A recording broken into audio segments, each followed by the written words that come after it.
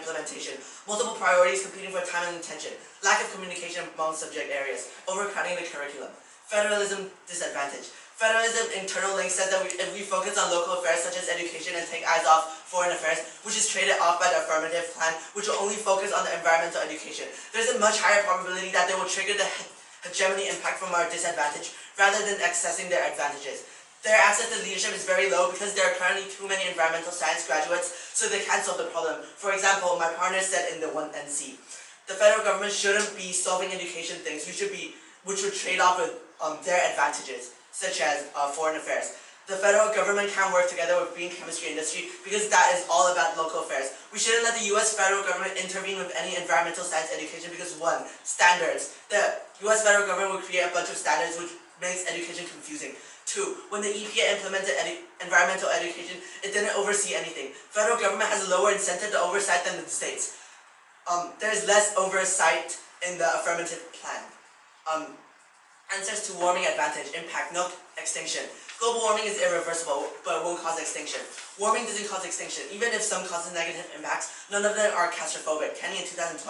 Greenhouse gases are a threat to global growth, but hardly an immediate or catastrophic one. Take the impact of climate change on the developing world. The most depressing forecast in terms of developing country growth in Stern's paper was a series of economic and greenhouse gas emissions forecasts created for the UN. It's a model that predicts how slow global growth and income convergence. But even under this model, Afghanistan's GDP per capita climbs 6-fold over the next 90 years, India and China 9-fold, and Ethiopia's average income increases by a factor of 10. Knock off a third of the most pessimistic simulation of the economic impact of climate change, and people in those countries are still markedly better off, 4 times as rich for Afghanistan, a little more than 6 times as rich for Ethiopia.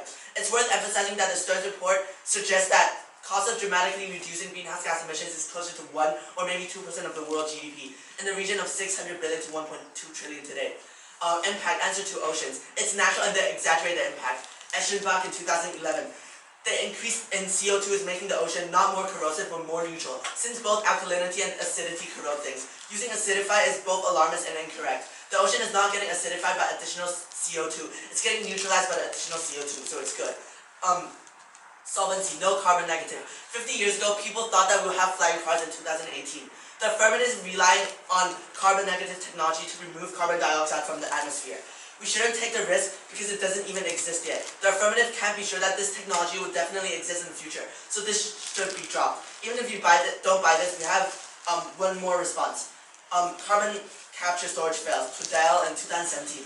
Britain spent £168 million on 2 failed initiatives to help fund carbon capture and storage technology.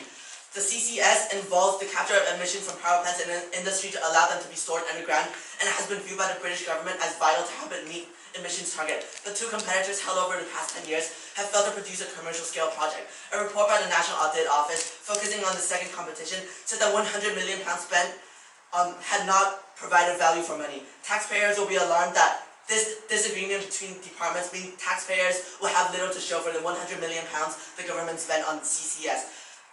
Green chemistry advantage, uniqueness. Chemical industry is strong now. Extend our Hurston 2016 card from the 1NC. The American chemistry industry is already really strong. The chemical industry will grow faster than the overall economy.